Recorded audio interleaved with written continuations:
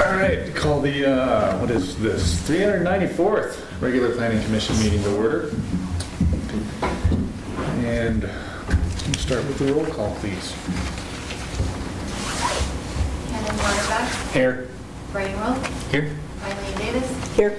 Monty Quinn, Here. Randall Moriora, Here. Dennis Olson, Here. John Richard, and Carolyn Holm, and Greg Dorr. Here. So we'll start with the consent agenda, which consists of the approval of the meeting minutes from our September 17 and the agenda for tonight's meeting. We have a motion for approval of the consent agenda.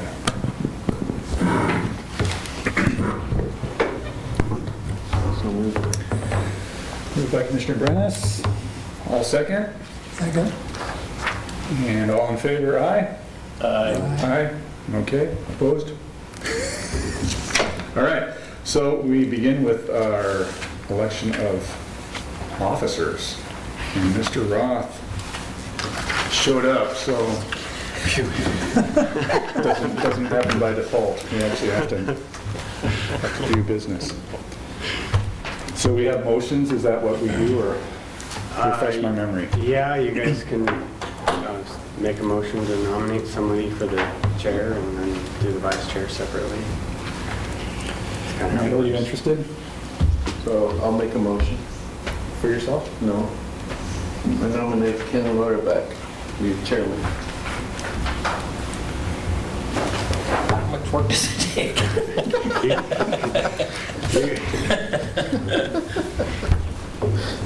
I'd accept it if you all wanted it, so.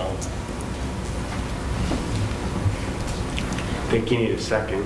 Do I need to second it? I need Somebody to second does. it. I'll second it. So we have a motion and a second. We'll just go ahead and, all in favor? Yeah. Aye. Aye. Welcome. Thank you. Do we have any opposed? We found a willing suspect. All right. So, and then we need a vice chairman. Is anybody interested? I could serve as the vice chairman again. So I'll If that's okay, I will move that we insert Mr. Brennis into the vice chair position. I second it. Motion and a second, all in favor? Aye? Aye. All right, that is approved as well. Look at our efficiency. So I think we can, I think you can take over. Oh, really? Fast. We'll give you the gavel. I missed the gavel. Your last chance. Oh, no. Yeah. Can't get anybody with that though. I So I'd like like to everybody make- in this room. Can I make a comment? Please do. I'd like to say thank you to Monty for his good service last year. Absolutely. Has it been only 1 year? I thought it was 2. No, it might have been. Or 3. I think it was I think, yeah. I think he, especially through the heavy stuff that we've had to deal with. thank you. You did a great job, and I appreciate it. Thank you. Glad So, to turn it over to you. all righty. So our next order of a business then is discussion of potential comprehensive plan. Is that accurate? I think we were going to Flip that? swap the You're two gonna flip the regular two? agenda items, if that's Okay. all right. That, I don't see why that's a problem. Anybody else have an issue with that? It's fine. Okay.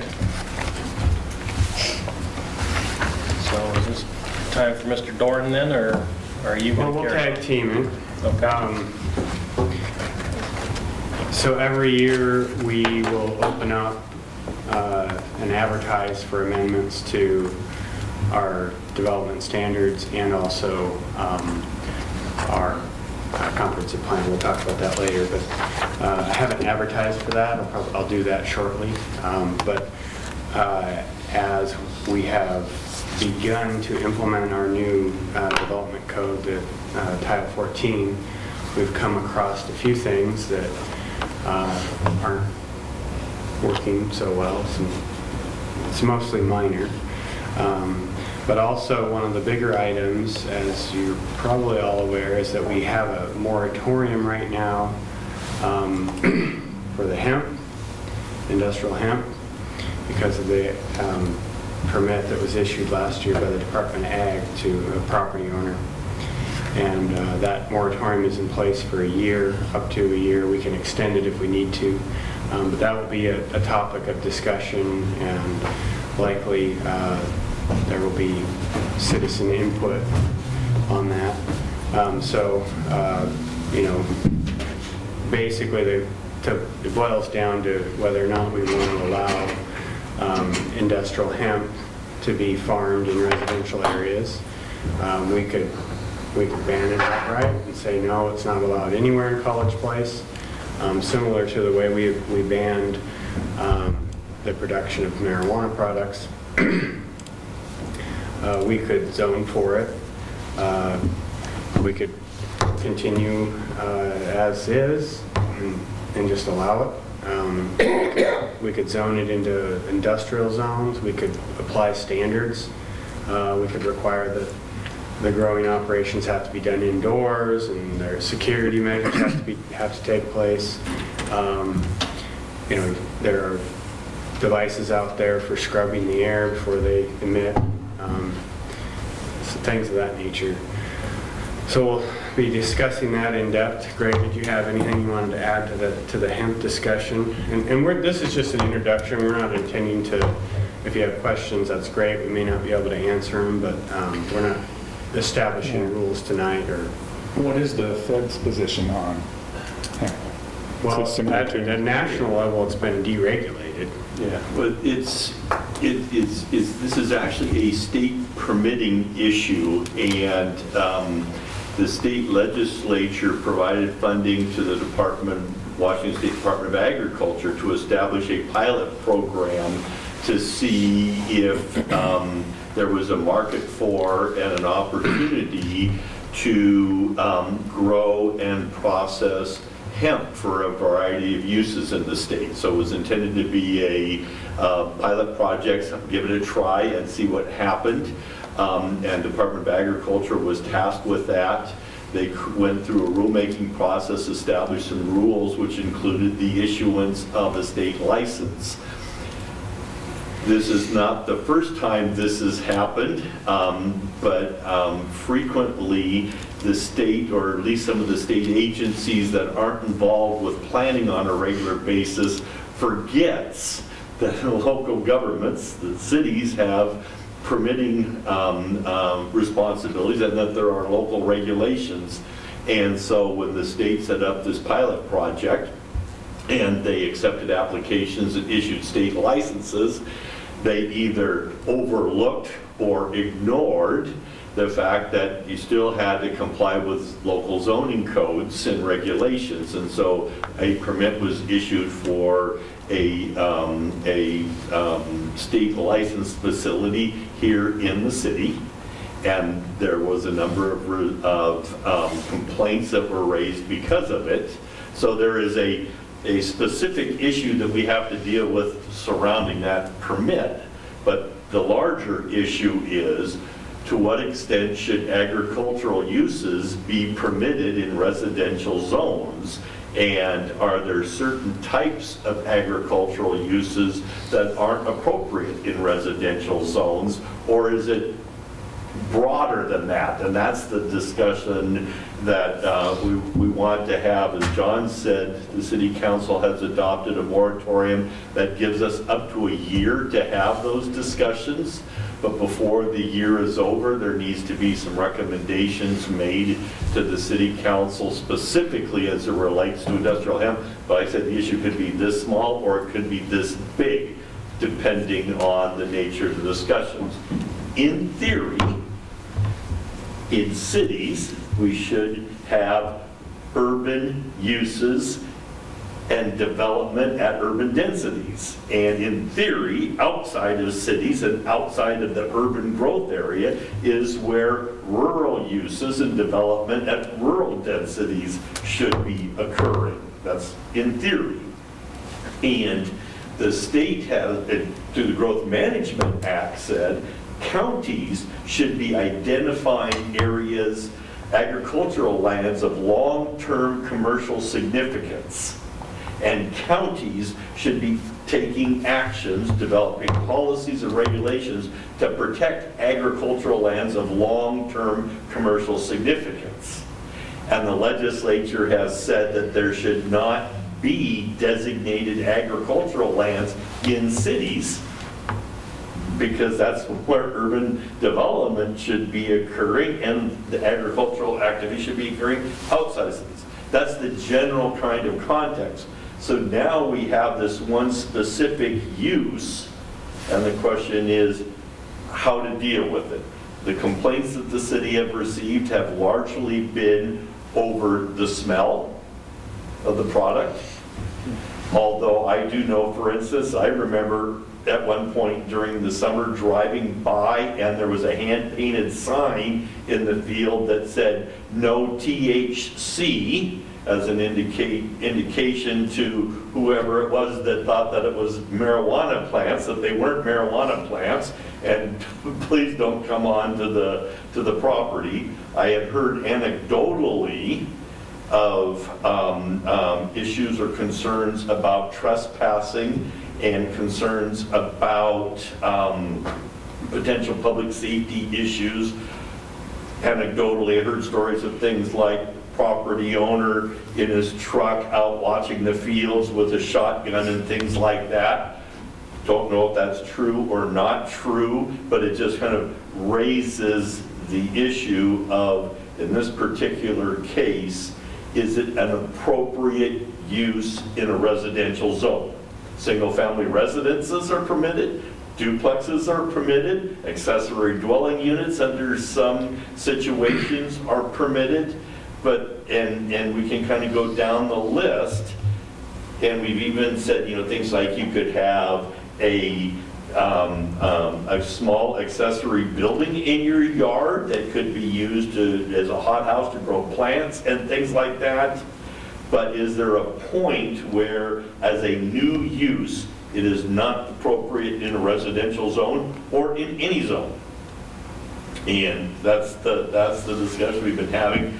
John asked earlier today, using marijuana as an example, are there any outdoor growing marijuana facilities in the state?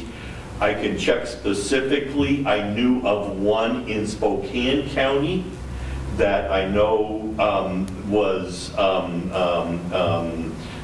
terminated recently because Spokane County was one of the few places where outdoor growing was permitted, and it became very, very controversial, and there was a lot of enforcement issues and problems associated with smell and odors. And Spokane County joined most of the rest of the state in saying that marijuana, if it's going to be grown, it has to be indoors in a secure facility that also has ventilation systems and air filters and the like. We'll have to double check and report back to you if there are any other communities that allow outdoor growing of marijuana in the state of Washington. I'm not aware of any, but we need to confirm that. So those are some of the factors and variables. Could also, you know, have discussions about whether it's limited to hemp or whether there are other kinds of agricultural uses. I've been involved in discussions where there's concerns about the commercial application of pesticides, for instance, and in residential areas, and the spillover effects and things of that nature. Organic gardening in some communities has been controversial because when the natural fertilizers is spread, it can smell. Well, that's not that big of a deal, but if you're having a birthday party for your son or daughter in the backyard or something, that can be a big issue. My nephew's graduation party last summer, when we were all gathered outside for his high school graduation, and the neighbors had just fertilized, and it stunk like crazy. So there can be a number of different things, and so where do you draw the line? And do you draw the line? Another point was brought, well, maybe it shouldn't be in residential areas, but it's okay to be in industrial areas. And that certainly could be a possibility. There's limited amounts of industrial zone land within the city, although I know where there's at least 216 acres of industrial zone land right outside the city. So that's a long and winded overview of kind of the issue at hand. So does the UGA have anything to do with us? I mean, is this decision only for the city limits? Or is the whole UGA affected by what the city decides? The regulations that would be adopted would only apply within the city limits. Okay. But one of the things we'll be also discussing is criteria for annexation and the like. Any area that's in the urban growth area could potentially be annexed into the city. Right. So it could, potentially include more than that's on the table now, but strictly speaking, it would only apply to properties inside the city limits. What is our current requirements in the city limits for agricultural of any kind? Well, in the past, we've kind of considered ourselves a right-to-farm community, but the state has never had to deal with the growing of hemp before, so Yeah. it's kind of a new frontier. And I'm sure- Agriculture is not specifically called out as a use. Right. So existing agricultural activities, if somebody has been growing onions in their yard or flowers and selling at the farmer's market, existing uses would continue to be allowed, but there's nothing that specifically addresses what about new agricultural uses, and that's what we would then Yeah, have to do. and we haven't had any commercial agricultural other than this hemp farm in the city for at least a couple of years. The property just to the north of where the hemp farm, Joey Diosio used to farm onions on that, but he hasn't done that for at least 2 years. So in terms of anybody that could be grandfathered in under an ag clause, we don't have any commercially farmed. You'll have backyard gardens and whatnot, but even if you're selling food at the farmer's market, I wouldn't classify that as a commercial operation. So is there, and I don't know which property we're really talking about that was growing hemp, but there at adjoining Larch before C, there's a field there. Right. Is that the onion field or is that? It was right next to Where that. The onion field is a 5-acre parcel that Joey would farm. Okay. The hemp farm was on the Hardy property just south of that. And the site that he was farming on was 0.78 acres. So, And so the onion field hasn't been farmed the last couple of years? correct. But if he decided to, right now, he could. I wouldn't, we've never had any complaints from it. I don't know that it would be an issue. Well, onions, from experience, create a tremendous amount of dust at the end of their season. And it's plowing it up and the ground has to be dry. And if you have houses wrapped around an onion field, they're going to scream. Yeah, in this situation on Larch, to the north you have the mini storage. There's some homes to the north, but most of the residential stuff to the south is isolated by the Hardy property. So that should be something that we consider is, do we want to continue to allow agricultural farming within the city? Because dust is an issue, onions, there is odor associated with them as well, towards the end. So what I think is that there's a lot of agricultural kind of uses that could provide issues. So unless we start making a long list of what's not allowed, or maybe a shorter list of what is allowed, but, you know, I mean, somebody could decide to have some, I mean, and I don't know if this is agriculture or not. One thing is farming, the other thing is racing animals.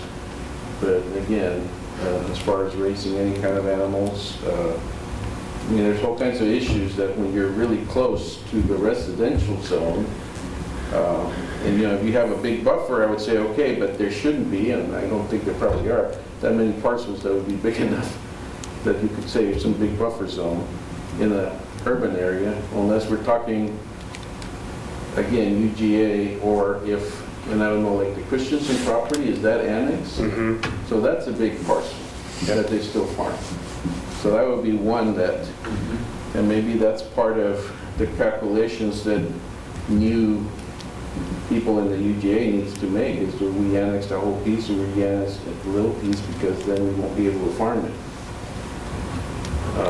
Yeah, that could be an obstacle for larger tracts of land coming in, because they're not quite ready for development until they sell to that developer. They still may want to raise their cattle, or, you know, plant alfalfa on it, or whatever the product may be. Yeah. So- But there is, however, a distinction between existing uses and new uses. And in this case, this was a new use. Yes.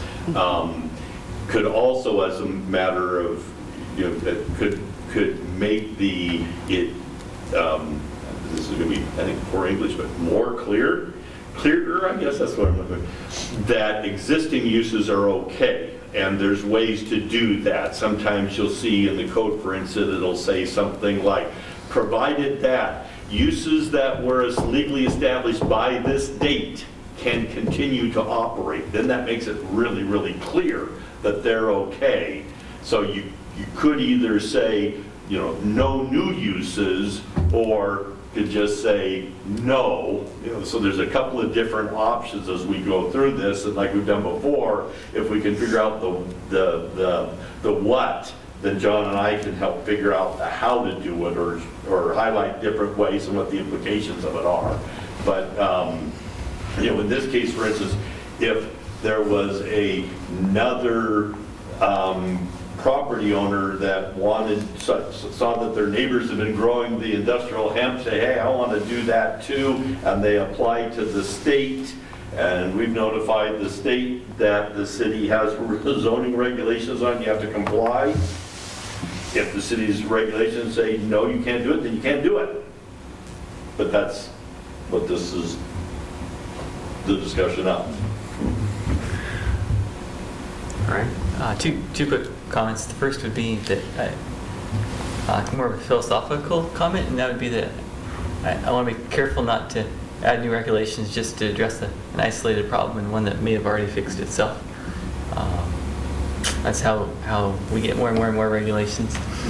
So if we can identify something that addresses a specific problem without being too broad, that would be helpful. Second is that I don't know how broad we're thinking in terms of regulations, but I think it's important to preserve homeowners' rights to grow a small garden in their yard, particularly their backyard.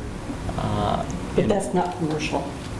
So, like I said, I don't know what the scope of what we're thinking here, because you can imagine some non-commercial hemp growth as well, which would have the same effects and smell and such. Isn't there a rule with marijuana, you can only grow like 6 plants in your backyard? It's more specific than that. On marijuana, there is what the state regulates is the production, processing, and sale. So the production is growing. And in the case of College Place, regulations say growing marijuana as a state licensed activity is not permitted in the city. The state has also said, however, that up to 4 individuals can come together and get a license to grow marijuana in one of the homes of the 4 for their own use, not for sale, but for the use by up to the 4 individuals. And that can be also be a state licensed facility, but that too is not permitted in the city. So that's, cities have the option of permitting that or not. So that for medical marijuana, the cooperative is another option, and there are a limit on the number of plants. It's not for sale, and specifically has to be indoors. And that is not in our development code, that's under another title, and it's enforced through the police department. So the planning department doesn't get involved in that. There's also a provision in the regulations that says that if a use is specifically prohibited, it cannot be permitted as a home business. So when it says you can't grow marijuana, that doesn't mean you say, well, I'm not growing marijuana, I just have a home business. No, you don't. No. So the same kinds of things end up applying potentially as well. So one of the questions then ends up being, if the intent was to allow people to have their own gardens, that's frequently, if not almost always okay. It gets in a little bit of a gray area on things like, well, I just want to grow flowers and sell them at the farmer's market. Depends on, if it's just, something that you're doing for some vacation money or just da-da-da-da-da. But you can, you could have some pretty big operations selling flowers at farmers markets, and it goes from being just a personal activity to a big corporate farming activity in a hurry. So you do end up having to kind of establish some definitions and parameters when you want to allow up to a point but not beyond the point. And going back to like the marijuana, your own grow versus growing your own hemp, I don't know that if the state is allowing the grow, if you can do that, or if you still have to get a license. So it's something we need to look into. I haven't even thought about the idea of growing your own hemp. I don't know what you do with it. But I guess a small operation of making your own oils and lotions, I guess. So we have a lot of research to do on this topic. And if you have questions that pop up, feel free to, shoot us an email so we can do further research. Unless there was anything else you wanted to add on this. No, the intent was to introduce the subject, give you a chance to start thinking about it. If you have questions, let us know. Otherwise, we will report back on some of the questions that we've identified specifically about regarding the state's jurisdiction, what's permitted, not permitted. And we've tried to highlight some of the areas where it gets a little bit gray around things like your own garden for your own use versus commercial activities. One of the commissioners also said something about animals that also could have a bearing on how agricultural activities are defined. I know in some communities they're very, very tolerant and embracing things like chickens and roosters, and I know other communities that are not, because I've been involved in fights within communities. I understand that llamas can spit up to 30 feet.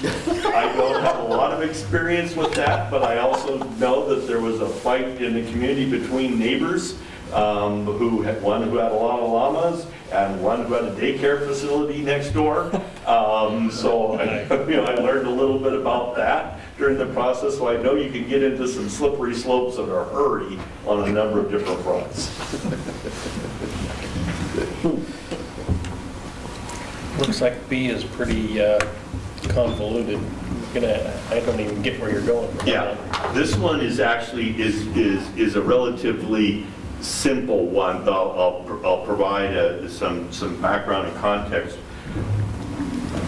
When developments are approved, permits are issued, there are frequently conditions of approval that are spelled out that are attached to the permits. In larger scale projects or projects that get implemented over a number of years, a shopping center, a mixed-use development, or things like that, those conditions, just managing the conditions and keeping track of them and making sure that they are implemented as properties are bought and sold and the like can be a bit of a challenge. And the state has authorized cities to enter into formal development agreements, which is a binding contract. And in that development agreement, you can specify conditions of approval and obligations that go with the property. So it is an implementation tool, it's a management tool. The state law authorizes it, but cities need to spell out how they're going to exercise that authority.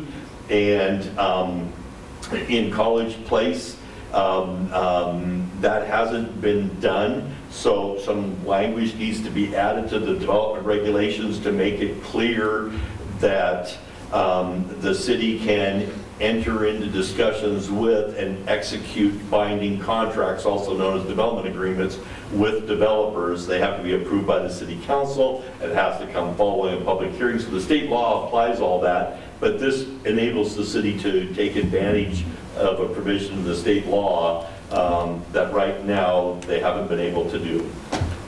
And we got a pretty big one looking like it's going to come up. So Yes, we've managed some of it through MOUs, memorandums of understanding, and it's worked, but it's nicer to have what the state law allows us to do, something that's spelled out in our code. It's a little bit more clear of what we can and can't do, and public hearing requirements. Are those agreements, is part of the agreement some language that it expires after a certain period of time? There is frequently language that says that. I've been involved recently with a couple of cases where the period has been 20 years. And in one case, the city and the developer mutually agreed to extend it an additional 10 years.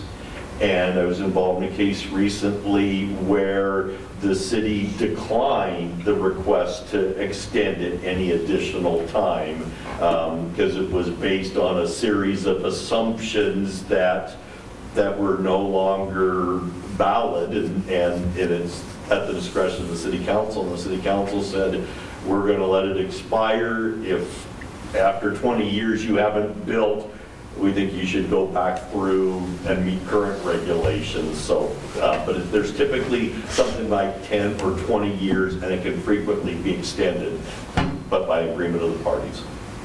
So that was something that came to mind that I would have a concern, is that it probably should have some expiration time because things change. And, you know, something that we think, oh, that would be a great idea today at this piece of land, and if they don't develop it, well, maybe 10 years from now, it's like, you know what, we want higher density, we have other rules about the character of development, whatever, that maybe we just decide, well, no, you know, it'd be better to start from scratch.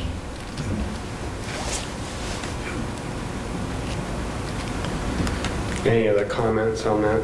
Yeah, this one is relative. I mean, this one is going to be prescribed by state law. It's going to say this. There will be. It's going to be more a matter of just making sure that it's written properly. The city attorney reviews it. Things like time limitations or good checks, but it's pretty straightforward. C and D are kind of one and of the same. They could be combined. What we're getting at is the way the provisions are written right now for accessory dwelling units. It says you must have an approved connection to city water and sewer. Well, that may not always be the case. It's possible that they could be on one of our water districts, like District 14 or Green Tank, so it's not city water. They could have a well that they have enough water rights to provide water to that dwelling unit. They could be in an area where we can't provide sewer.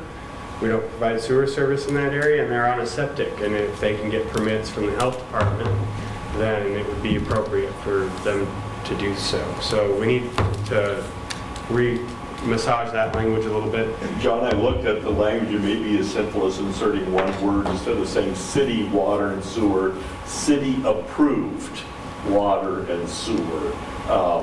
And it Yeah. may end up being a couple of other extra words, but the point is. They're easy fixes. It's just something that we immediately have come up against, some issues. The other part of that is there's some property that just came on the market, some 1 acre lots that are on the west end of town. They are provided with city water, but they are on, that's actually how I came across it, is that they'll be served by sewer or septic out in that area. And then we got to looking into, because it is 1 acre, the buyer was wondering if they could put a barn that was larger than 720 square feet. And the way the accessory building code is written, no, they would be limited to 720 square feet. And so it may be as simple as still keeping the accessory dwelling unit restrictions to that 600 square feet if you want the reduced setback. But if you want to build an accessory building larger than that, you have to comply with the normal setbacks, and then you would have to comply with your lot coverage. So if you have an acre, obviously you're going to have, 35% is going to go a long way on an acre for lot coverage. There may be some other suggestions that we'll come up with to solve that problem. I don't think whatever we come up with will really change how the urbanized area is affected by accessory buildings or ADUs. Anything to add to that, Greg?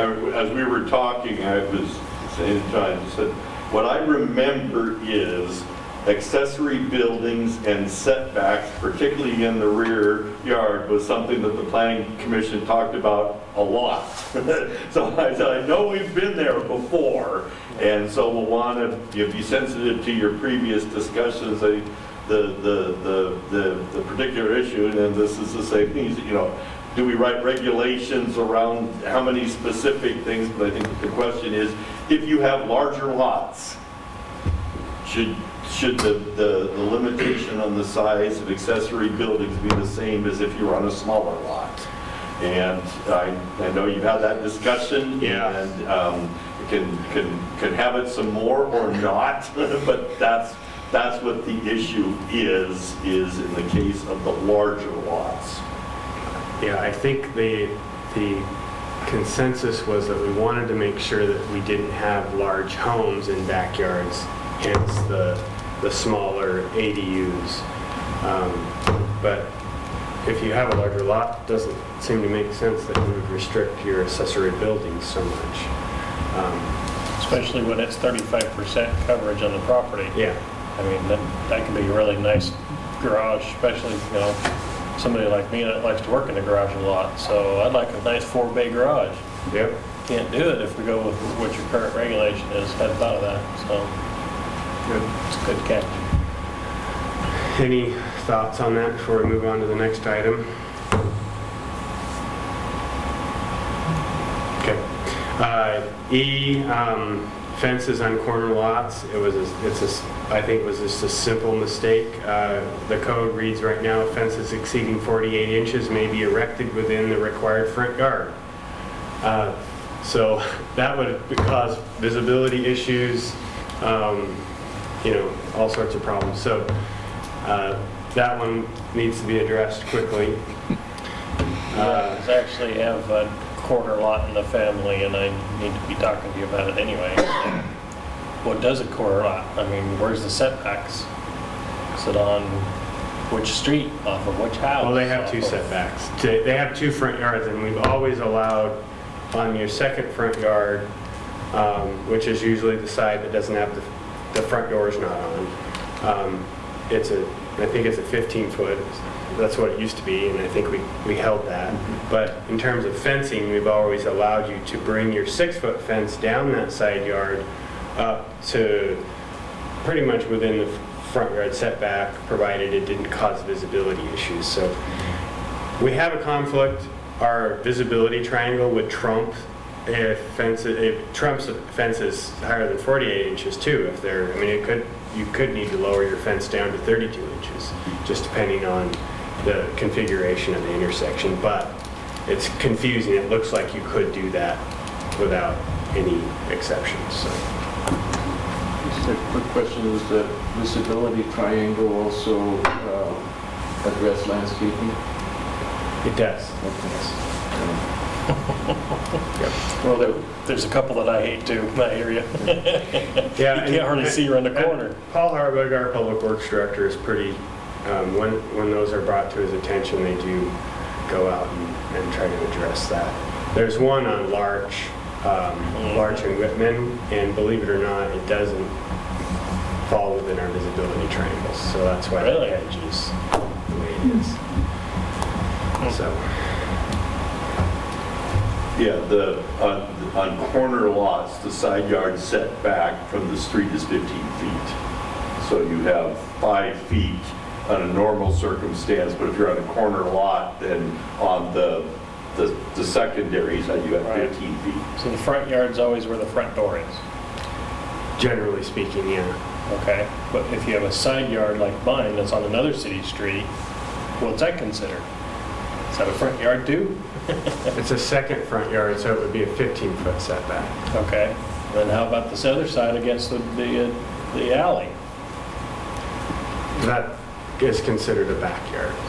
So, So you would have a 20-foot setback off of that, but if it was an ADU or something, provided it wasn't causing visibility as you pull out of the alley, you could theoretically be 5 feet off of your property lines. so somebody who lives on a corner lot has 3 15 to 20 foot setbacks. Possibly. Yeah, that's harsh. That's harsh. Okay, we'll talk about it another day. And that's when the infamous diagram comes out that shows a lot and what happens when you have the setbacks and how much of the site is dedicated to setbacks. So Yeah. yeah, we can bring that back out. The public notice requirements, traditionally, the city has always posted the sites for public notices to make sure it's done properly. Larger communities require the developers to do that, and often, when you go to bigger communities, you'll even see these big 4x8 pieces of plywood professionally painted by a sign company, and it has all the required information on that. We've not done that in the past, and we want to continue the practice, so we want to change that back, that the city will post the site for public notice.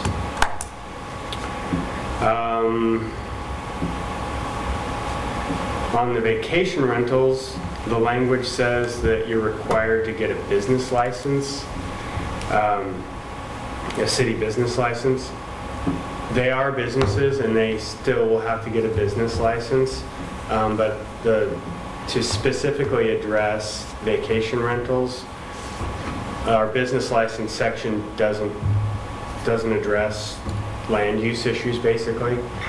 So what the language needs to read is that they're required to get a special use permit, so that we can address all of the items that we adopted in the update. So it's a simple switch of words, basically, to make it clear.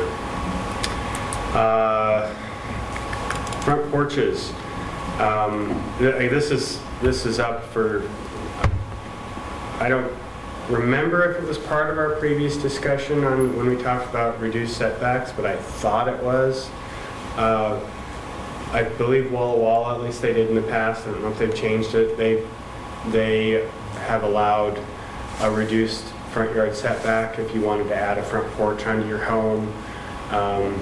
We have a similar provision because of our planting strip requirement, we've given a total adjustment for the front of the house to 15. No, was it 15 feet, Greg, or? Yeah, well, what it says is that the front yard setback can be reduced to 15 feet if the garage is set back at least 20 feet. And then one of two things, if you have a 5-foot planter strip, it can be reduced. Or it says single-family residence includes a porch open on 3 sides and is at least 4 feet deep. So there is an exception for porches under certain circumstances. But that's if you have a planting strip, correct? No, it's Either or. either or. It's Either the or. 20, the garage is 20 feet and then one or the other of those. So it's not planted. So maybe we're okay on that one? Okay. Okay. Yeah, it's an and an or. Even if it's somebody, like an addition, if somebody wants to add a front porch to an existing home? It just says that the front yard setback may be reduced to 15 feet if. Okay. So, All right, well, maybe we'll find it. It's not the way I was reading it, but. When it says open on 3 sides, does it mean that, does it preclude if they have like a rail, or does it have to be totally open? No, that wouldn't include guards. It would be like walling it off, putting windows in Like it. like a screen porch or something like that, then that wouldn't count. But if it's just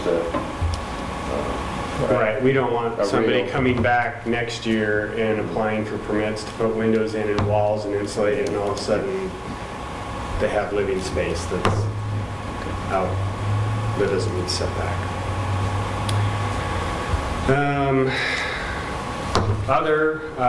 One thing that we need to address that I just spotted was that in our manufactured home parks, it allows detached structures to be as close as 5 feet to neighboring park manufactured homes. Our previous code said you had to have 10 feet of separation from, if you wanted to put a detached structure, you had to be 10 feet away from your neighbors. You could be 5 feet from yours. You could put it right up next to yours. And that's to prevent the spread of fire, basically. So that's a major fire life safety issue that needs to be addressed there. That was overlooked. And so far, that's all I've spotted in the month and a half that our code's been in effect. Hopefully, the list will not grow, but. Okay, shall we move on to comprehensive plan, or do we have other questions from the board? No? Okay, let's move on to the comprehensive plan amendments. So on comprehensive plan, and just to refresh our memories, we have goals and policies that help guide decision-making, and it's a statement of what we are working toward, what we hope to accomplish. And in addition to the goals and policies, there is a future land use map that says this is how we would like to see land used in the future. And as we consider things like zoning changes, we'll be guided by this map. So the map, as we discussed before, has the urban growth area boundary, so it's clear about properties that have the option of annexing and which ones don't. It says to people in the urban growth area outside the city limits, if you were to annex into the city, this is how the city would go about zoning your property, so they know what to expect and what the options are, or trade-offs. We're going to come back and talk about that in a minute. So in our recent discussions with the county and the proposal to make some revisions to the urban growth area boundary, there were a number of things came up that all kind of ultimately tie back to practices and interpretations and approaches that the county has taken. And so many of these are all addressing the same issue, but from a slightly different approach. The first one is with respect to areas that are out, within the urban growth area boundaries, outside the city limits. The county has taken the approach that if it's in the urban growth area, it will be developed at urban densities in the future. And what that means then is the county has said, well, since you've got this other land and we can see that it's going to be developed at urban densities at higher levels, that means the city doesn't need to be expanding its urban growth area because you've got all this land. What the city knows from experience is that it may look like there's a lot of land on the map, but when you look at a lot of those parcels, they aren't necessarily ones that are suitable for development. They may, in fact, not have access to city water or city sewer, or as a practical matter, the cost of getting it there for a relatively small area of development is just not practical. There are lots that are behind lots that have no obvious access. And in fact, if you look at the development pattern of the other lots around, there's no way to get access. So to assume that it's going to be developed at 8 dwelling units to the acre when there's no way to get a road or a driveway in there is an erroneous assumption. But then, I mean, that wouldn't necessarily be bad, but then to say, okay, you don't need to add this area over here because this is going to get developed at a level you know it's not. That's where some of the problems come in. And so one of the questions that is raised is, are there areas that are currently in the urban growth area that are not suitable for urban levels of development or reasonably suitable? And should the city initiate discussions with the property owners about potentially removing them from the urban growth area? There was one instance a few years ago, I understand, where there was a property inside the city limits and the property owner requested to be de-annexed from the city and taken out of the city. Well, if you've gone to the time and expense to de-annex from the city, does it make sense to show the property as being in the urban growth area and having the option of re-annexing back in the future? And if you want out, maybe you want out. So there are areas potentially over on this western front where there may be some challenges with utilities. There may be areas north of the railroad tracks where there are challenges with utilities, or they are lots that are long and narrow that already have a house on them, and how realistic is it to be that there's going to be a driveway or a road that gets behind the house and opens up that area for development at urban densities? That was a big point of contention that the city had. Just because it was an acre, it didn't mean that you're going to get 6 houses behind the house that's already there. Yeah. So, There's places on Wallula just like that. yep. Yeah, So you barely have enough room for a driveway, let alone a natural road to access it with a house. So we can bring examples, and we have pictures of some of these different ones, but to introduce the subject, the question is, as we go forward, are there some areas where it might make sense to have some discussions with the property owners and just acknowledge that the area is not suitable for development, is not likely to be a part of the city now and in the future? And if there was a mechanism where the city wasn't penalized for that, then maybe you let sleeping dogs lie. But if the city is going to be penalized for that, then maybe the dogs need to be woken. And that's the discussion on that item. And the 2 most obvious areas are north of the railroad tracks and on kind of the western front. and we'll save the discussion for Martin Airfield for just a moment. So if I'm reading between the lines, it sounds like the county is not willing to negotiate with us on this aspect. Is that accurate? They have demonstrated remarkable restraint or lack of interest at this point. Whether that will change in the future, I mean, that's one of the things that we've talked about is a number of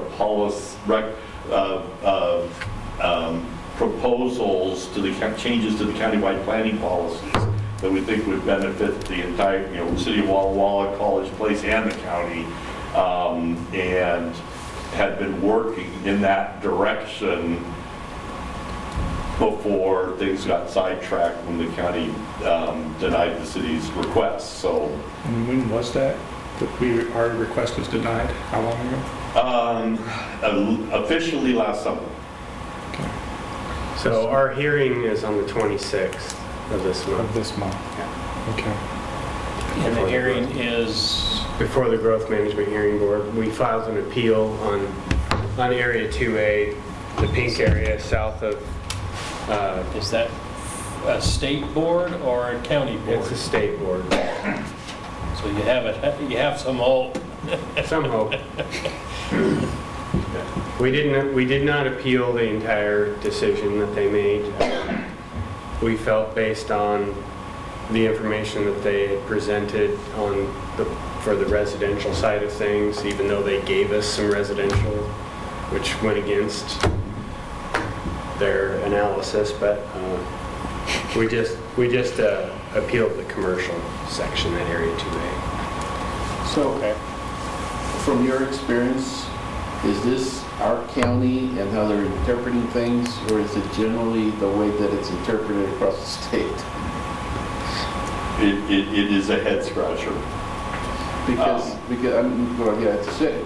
At some point it's like, okay, when do we get so tunnel vision that we don't have any common sense, And then, Yes. And and that's why it kind of, some of these other things that just seem like they're kind of silly, but it was getting hung up on those things and the inability to see the forest from the trees. And so the thought is let's take a step back then and start by making sure that land that's in the urban growth area should be in the urban growth area. Let's talk with the county more about criteria so that in the future we could have a more common sense approach and discussion to how to add to the urban growth area. And then also some discussions or some priorities in terms of how to go about identifying areas that are appropriate for annexation. So there could be kind of 3 sets of factors or things that we look at. But the using this as an example, this area is in the city's water service area. But not the sewer. And the sewer is available to the area. There's not sewer there, but there is sewer available to serve this area. There is a new water main that goes right down the street. There is a new well right here. The definition of an urban growth area is an area where urban services exist or reasonably can be provided. The services exist. And the county said we're not going to add it to the urban growth area because the city doesn't need it. Now, who's in the best position to judge what the city needs and what the city doesn't need? Adding residential development without adding commercial or industrial development isn't sustainable. And that's where some of these issues and challenges are coming with. And so like I said, some discussion about areas that should and shouldn't be in, but the other thing should be discussion about how to have a more common sense approach to identifying and working collaboratively with the county, as the city of Walla Walla is going to have the same issues about what are the areas that are reasonable, and and you'll see, when you see some of the pictures, you're just going to, things like we saw, there was a series of 1 acre lots that were vacant, and the county said, well, those are 1 acre lots. You take the city zoning at 6 or 7 or 8 units to the acre. So we see 8 houses, 8 houses, 8 houses, 8 houses. So we see 32 houses there. And he said, well, the problem with that is, county, you approved the plat not too long ago. You approved it as 1 acre residential lots. And there's a house on this lot on 1 acre. And there's a house on this lot with 1 acre. This lot is vacant, and next door is a house with a lot with, how are you going to have 8 houses on a lot in between, 1 acre lots? That makes no sense. So we've got to find a path forward. A little bit more reason. So ideally, we would be working off of the countywide planning policies and the criteria that's established in that document, and all the communities in the county would look to that as a guide for how we do our buildable lands analysis and figure out how much land we need. But that is antiquated. So far, we haven't heard that they're taking the lead on updating that document from 1993. So I think A and B, for us, at least we can establish what our criteria are for, and analyzing our existing city and our existing UGAs, and come up with methodologies that work for us. And I think that'll be good ammunition to take forward when and if the county finally does take on updated their countywide planning policies, and maybe we can all come to an agreement on which properties should be pulled out of the equation and which ones are suitable for development, and what is reasonably going to have utilities extended to it. Just because it's in our UGA and we brought it in 20 years ago into our UGA, doesn't mean that the planners at that time were very reasonable about when the sewer was going to be extended to that area, if it was even possible, given the way that the development patterns already exist. So. And there's going to be a few other things that are that the county does that's a little bit unique.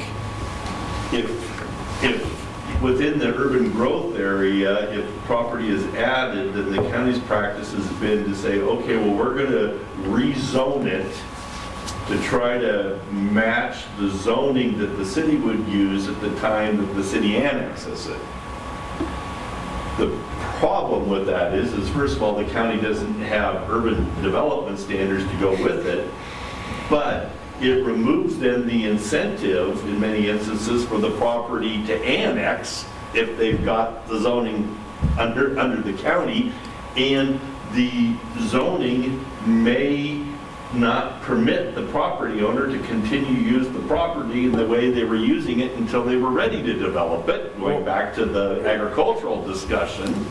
So the county that creates then a disincentive to annex and a reason for the property owners to want to avoid being in the urban growth area, which in most instances is just the opposite.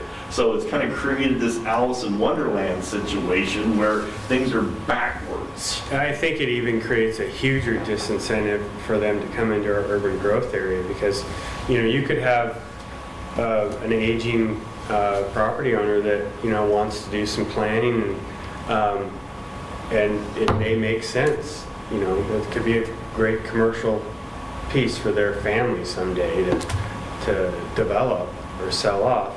But as soon as the county makes that decision to bring that in as commercial in your UGA, they rezone the property to commercial, and the assessor's office assesses the property at highest and best use. So they can still stay in their house, and the value of the house will probably stay the same, but the square footage cost for the land goes up tremendously. And if you're in a situation where you're not well resourced, and, you know, you're not going to put yourself into that position. And I can't blame anybody. I mean, I would, especially if you have no intention of, in your lifetime, you know, selling. You plan to be there for another 10 to 20 years as you age.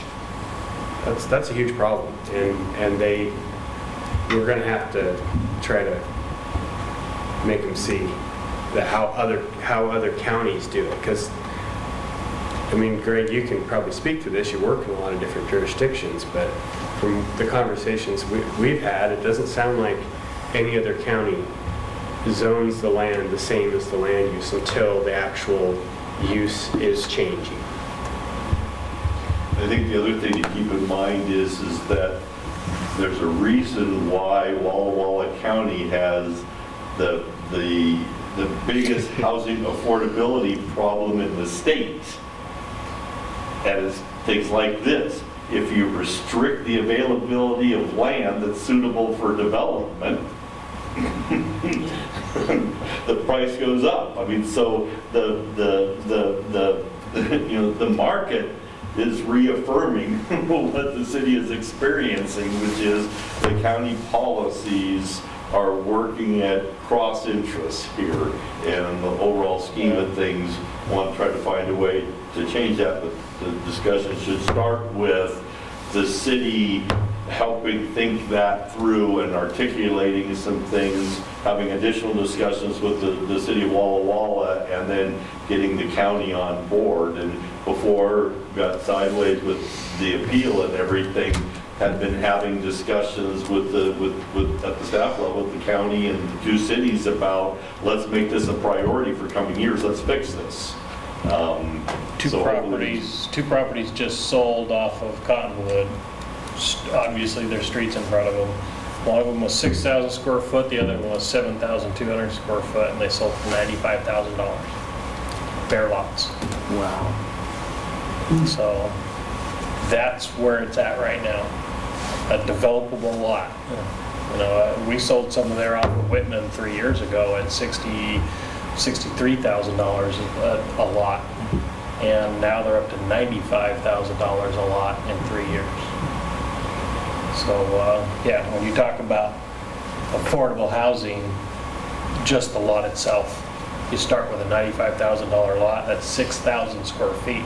You're not going to put a 5,000 square foot house on a 6,000 square foot lot.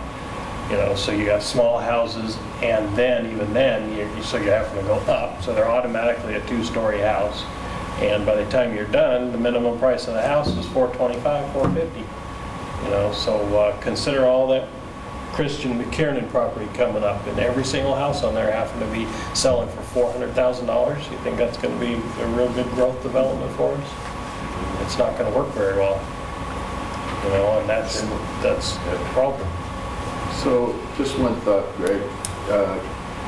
Is there an avenue for the city to somehow advocate a legislative fix, like going to the legislature to put some policies in place that would sort of outline how counties should look at stuff? I mean, given that most counties are doing it, they may not oppose it, but then obviously we have an issue here in Walla Walla. Maybe there's another county out there that will actually, I don't know, institute some guidelines that make sense. I mean, I don't know how hard that would be, but I'm just kind of wondering if it's something that we could encourage our city manager or city to start working with our legislature. You're actually talking about that very thing today. An example of one of the things that's unique to this whole growth management discussion is the cities have the responsibility to provide services in the urban growth areas, but only the county can establish the urban growth area. So the city can go to the county and ask them, but the county either approves it or not, and can say things like, we don't think you need it, disapproved. And so an example of that would,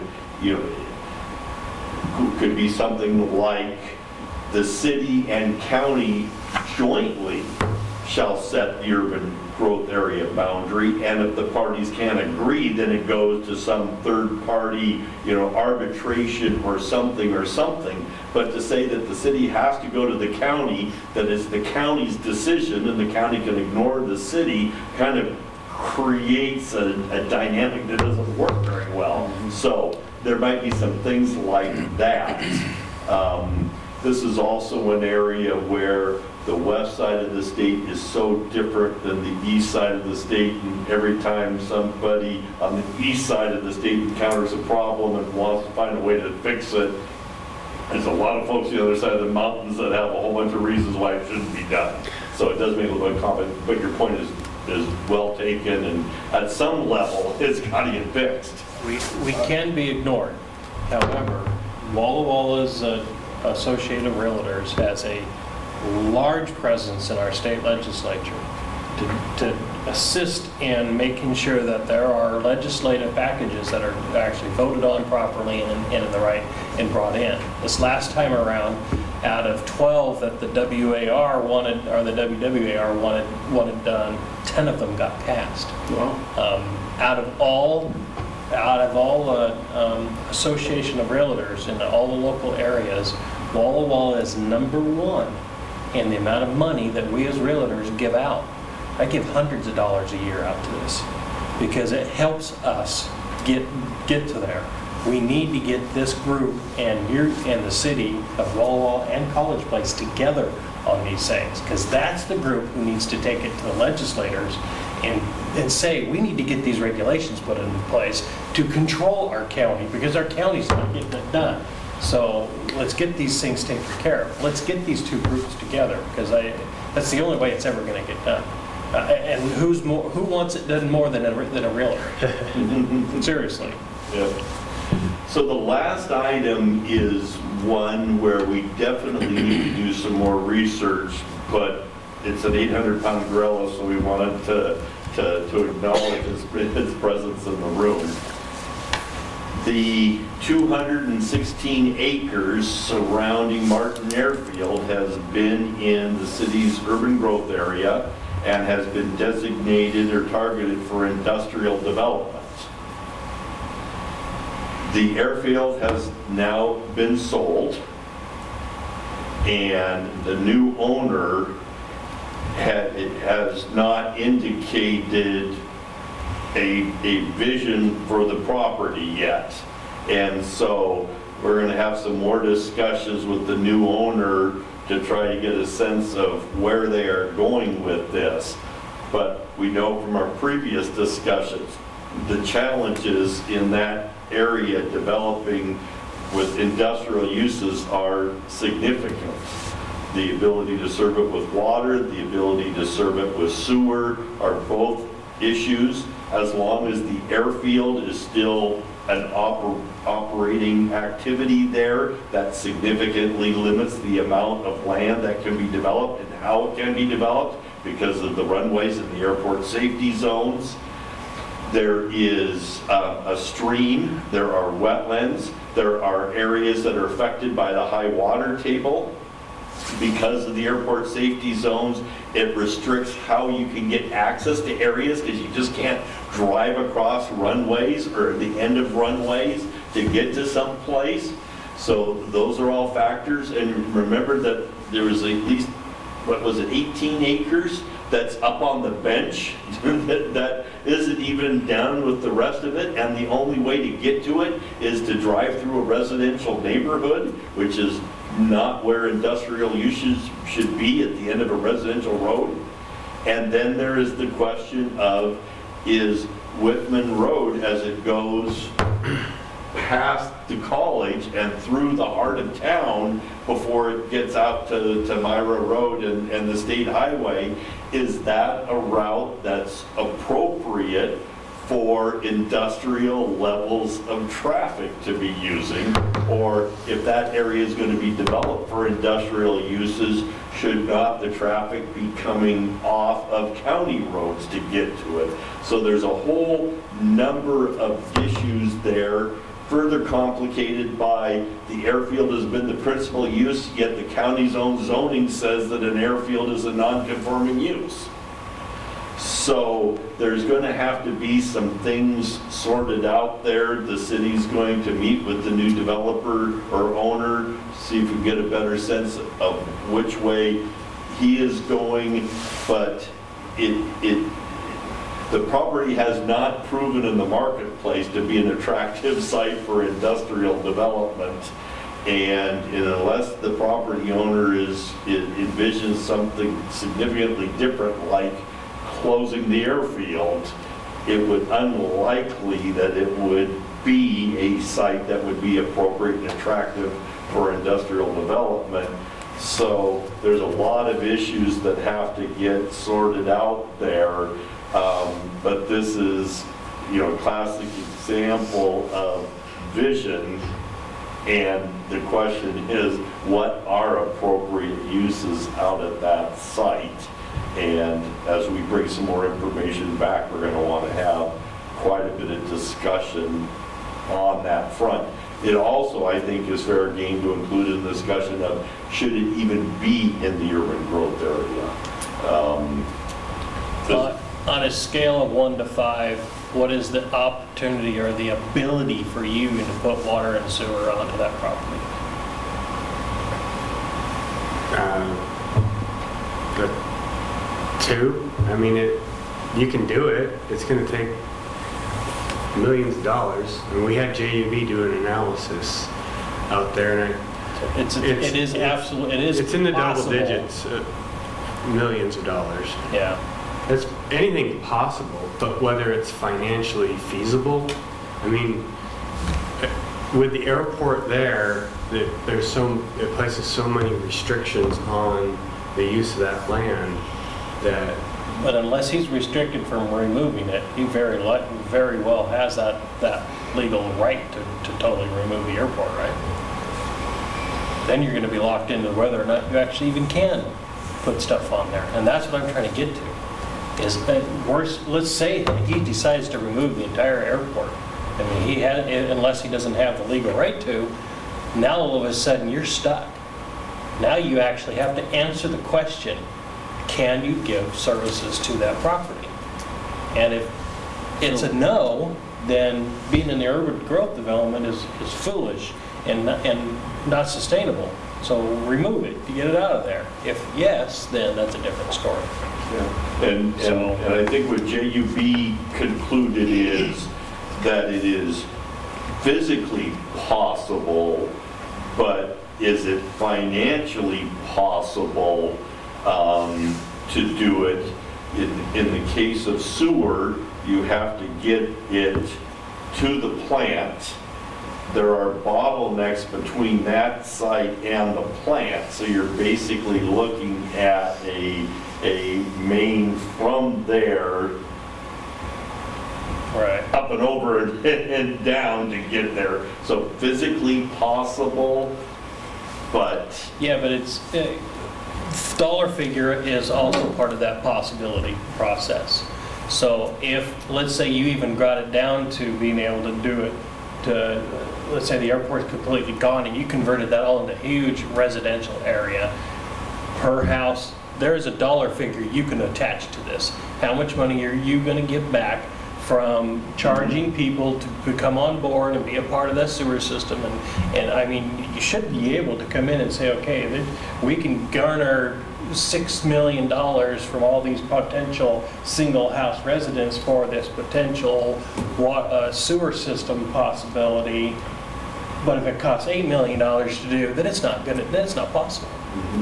Yeah, well, the other factor is that when we talk about the city doing economic development, there needs to be an economic development side to that. There needs to be jobs, sales tax generated from us, from the public deciding to invest in that. So if you pull out, if that all went to residential, then it's all going to fall to the developer. They're going to have to put in the new lift station, the water tower, all of those things to make that development out there happen, and it won't happen. Yeah, well, Anytime that's, soon. that's kind of my whole point here, is it seems like the cost and the expense to actually make that property usable in just about any fashion makes it unusable. And I don't know how you can get around that. I don't know how the county can say it's possible, especially if you had your figures pulled together and say, okay, this is what it's going to cost to put the infrastructure in there, and that's going to be on a developer, and no developer in their right mind will ever spend that kind of money to do it. You know, if the first $15 million out the door is going to be to get yourself water and sewer, that kind of ruins your business plan. So unfortunately, from what I understand, the new owner has very deep pockets, and we already were arguing for taking it out of the UGA, correct? Mhm. But he stepped in at the last minute with his attorneys. So part of this is, yeah, I don't know. I mean, at some point, maybe even proceeding, even though he has his attorneys as a city, but, you know, obviously we need to have our ducks in a row, is how we do it. Because some of the development scenarios we've heard attributable to him are contrary to being in the urban growth area. You know, we hear things like large lot, residential, fly in, fly out. If you're, you know, you park your Yeah. plane in your front yard and taxi down, stuff like that, that's great. You just can't do that in, you know, in a city under urban densities. You could in the county, not in the city. So, and then talk about, well, if something was to improve the airfield. Well, that's great, but the county's regulations say that the airfield's a non-conforming use. So there's just this. Now, why doesn't he have to own the bumper around the airfield? I mean, if there's a bumper of land around the airfield, why doesn't he have to support that, own that? Yeah, what the law says is, and in this case it's the county, that if it's going to be operated as an airfield, there is a safety zone around the airfield, but it doesn't apply just to the property that's where the airfield is. It applies to the surrounding property regardless of the ownership. So it limits the development potential of those surrounding properties, but there's nothing that requires or obligates him to buy that land. And you think in the larger airports and things, you can see why, because the airport safety zones extend, you know, quite a ways out and can kind of cover a whole area. There's a couple other interesting things. One of the uses is there's agricultural uses there, but there's a horse farm, for instance. A horse farm isn't something you find on industrial zone property. So it's created this big mess. and because it's in the urban growth area, it kind of gets dropped on the city's doorstep. But there has to be a solution to it. So once again, it kind of comes back to the city to take a common sense approach. Let's kind of think our way through these issues. Let's talk with the property owner and let's see if we can find a path to kind of try to untangle this mess that was created. Well, you land a plane in a horse farm, beside a horse farm, and what are the horses going to do? Be too happy in Not some be too cases. happy. Yeah. So this is just going to be a unique one. This is the path that the city was on before of, protect, preserve it as an airfield, take it out of the urban growth area. The city even wrote zoning and comprehensive plan language for the county and gave it to them. That was modeled after the Walla Walla airfield, so that the county would have the big airport and the small airfield, but kind of conceptually treated the same with their own kind of rules to protect those airfield operations. The city gave the county a whole bunch of work and said, here you go, here's what solves the problem for you. And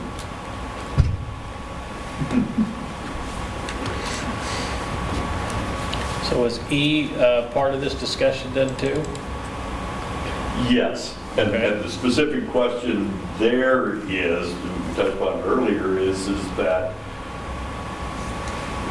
one way to get to that site is right down Whitman, which takes you right along the boundary of the campus, between the campus and the residential neighborhood. And is that, if that's a 216 acre industrial site, is that the appropriate way to get there? I don't see how in the world you'd ever, I mean, the only way you'd ever do that is to widen that street. And I don't see how that's ever possible. That just doesn't seem to be even a logical process. I mean, you would have to widen the road. So can the city though impose, so if it's in the urban growth area already it's industrial, can the city restrict the access to the parcel in the city right of ways? Because if not, you end up having to go through the county like the Last Chance Road or something when you come to the highway. Well, you can sign it not a truck route and do traffic enforcement. And the city also classifies the roads in the city. And so, you know, roads that are classified as arterials are designed and built to accommodate higher levels of traffic, and the residential roads, the collector roads, are built to a different standard and are expected to have lower volume. So the city can do things like, you know, make sure that the road is classified to continue to function as a residential collector, and can say that it is not a designated truck route. So there's a couple of things that the city can do there, but it's an example of where transportation and land use planning should align. And so in this case, what that would mean is that if the county said, for instance, continue to insist that that's industrial land, then county would have to figure out a way to get access to it, you know, Last Chance Road or however else you get out to the highway out there. Well, and I don't see the bridge at the end of Wallula being a heavy industrial bridge capacity, and I don't know about Last Chance Road, but that'd surprise me too much if you're going to run 80,000 pound trucks across that thing all that time. So yeah, it kind of seems like the county is got a pipe dream on Martin Airfield. Well, Last Chance is closed right now, so I think it's got a Well, problem. so is Wallula. Because I was just there this morning, didn't realize that it was closed. I got all the way down to Last Chance and it was closed.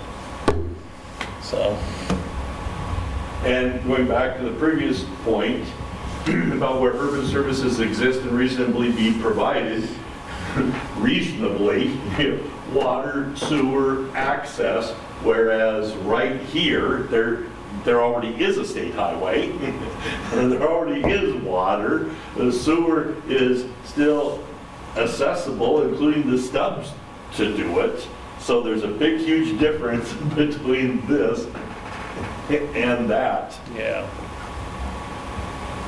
So John, we're contesting that area in green at the end of this month, is that what it is? Just the left side? Area 2A, yeah. Just this portion, the portion that was targeted for commercial, light industrial, business park development, not the residential there, just this part. So do you have an opinion that you can share on improving relations with the county with previous director Glover being dismissed? Have they found a replacement yet, do you know? Lauren Prentice was appointed to the Is that interim or is that permanent? permanent. Okay. No, I've had a good working relationship with Lauren, and I'm hopeful that a lot of it's just going to come down to establishing how we're going to do our buildable lands analysis and moving forward on the research and on the, you know, the stuff that we have to do before we make applications in the future, to make sure that we have suitable and you know, I the think that's idea good. I agree with you, but you know, to Randall's point, how far do we go before common sense just Well, some of it, I mean, If that's a staff level issue and staff has changed, I'm curious if you think that I that's going don't to think change as it's well. necessarily staff level. I think a lot of it comes down to politics, really with the county commissioners. Okay.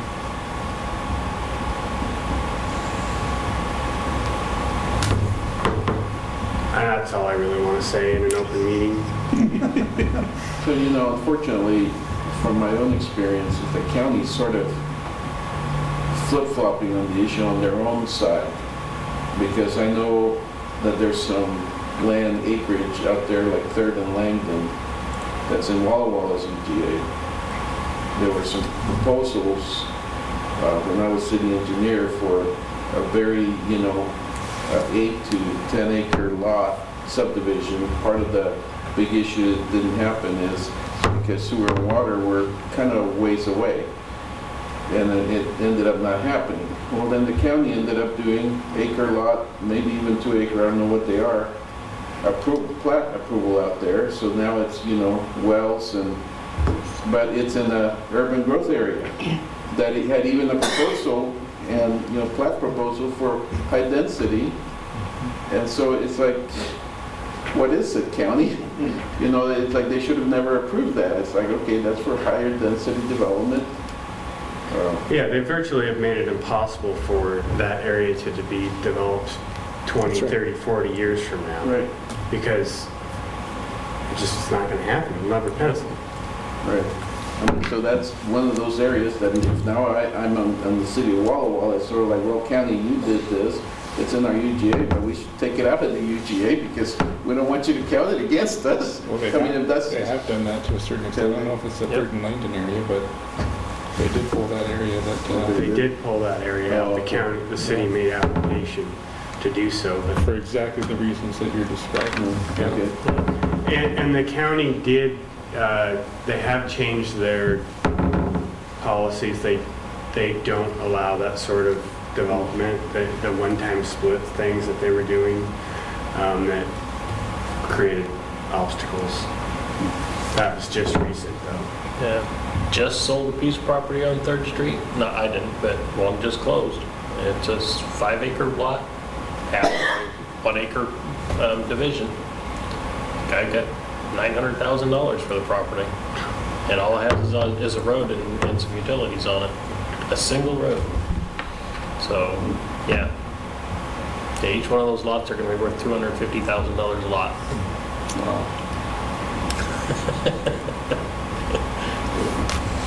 So that took us full circle back to one of the things we said earlier. We are going to want to look at the map, encourage you to think about just generally areas that may or may not be appropriate for the urban growth area. We'll bring back some more specific information. We have, for instance, aerial photos of each of the parcels on Wallula. And so you can look at them and see how many times there's a house up front and it goes pretty darn close to the property line, and how would you ever even get behind it? And when you got the railroad tracks on the other side, you're not going to come in from the back. Come in from the back. Yeah, there's a property for sale right now that on Wallula that's exactly that way. The house covers almost the whole frontage of the lot, and I don't even think there's be enough room to put even an alley style driveway next to the house, which obviously isn't going to cover any kind of code at all. I mean, there's just no room there at all. So. Because I was thinking about buying it. I was like, no, can't develop that property. So that, Mr. Chair, is all we have for tonight. Okay. We'll bring things back to you and with more information, but want you to kind of see what the range of issues that is likely to come. All right, anybody else have any questions, thoughts, or anything else? All right, let's close this meeting now. What do I say? This meeting is adjourned. Meeting is adjourned. Thank you very much.